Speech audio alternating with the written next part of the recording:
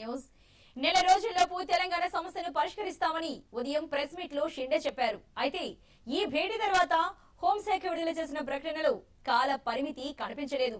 కొన్ని పార్టీలు నెల రోజుల్లోపు తేల్చాలని కోరాయని పేర్కొన్నారు. అయితే దీనిపై మరింత సమాచారాన్ని మా ప్రతినిధి కోడల్ అందిస్తారు. కోడల్, హోంశాఖ ప్రకటనలో చూసుకుంటే అసలు ఏముంది?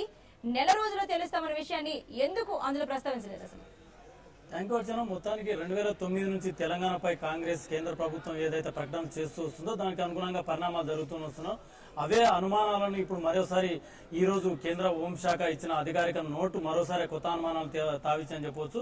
ఈ రోజు ఉదయం ఏదైతే అఖిలపక్ష సమావేశాన్ని తెలంగాణపై అఖిలపక్షం ఏర్పాటు చేసిన కేంద్ర ప్రభుత్వం 8 రాజకీయ పార్టీల నుంచి అభిప్రాయాలు తీసుకోవడం జరిగింది. తదనంతరం ప్రెస్ మీట్ పెట్టి కేంద్ర హోంశాఖ షిండే స్పష్టంగా ప్రకటన కూడా చేయడం జరిగింది. అన్ని పార్టీల అభిప్రాయాలను మేము తీసుకున్నాం, దీంతో సమస్య పరిష్కారానికి నెల రోజుల్లో సమస్యను పరిష్కరిస్తామని చెప్పి స్పష్టంగా చెప్పడం జరిగింది. దీంతో పాటు ఈ అఖిలపక్ష సమావేశం చివరి సమావేశం అవుతుందని కూడా స్పష్టంగా షిండే వ్యాఖ్యలు చేయడం జరిగింది.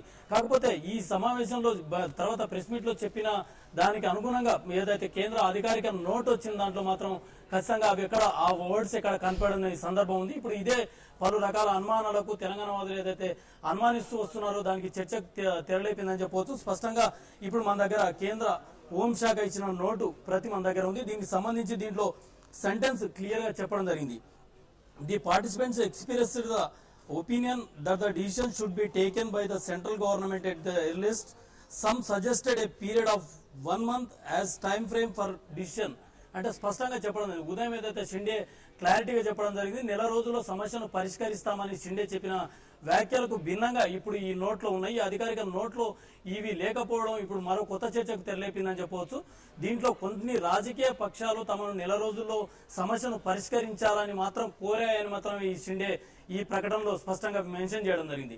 అంటే ఈ వ్యాఖ్యలు చూస్తుంటే తెలంగాణకు సంబంధించి మొత్తం అంటే మొదటి నుంచి టీఆర్ఎస్ తో పాటు తెలంగాణ వాదులు ఏదైతే అనుమానాలు వ్యక్తం చేస్తున్నారో అదే అనుమానాలు మరోసారి తావిచ్చని చెప్పవచ్చు. క్లియర్ గా ఈ సెంటెన్స్ మనం ఇక్కడ చూడాల్సి ఉంటుంది.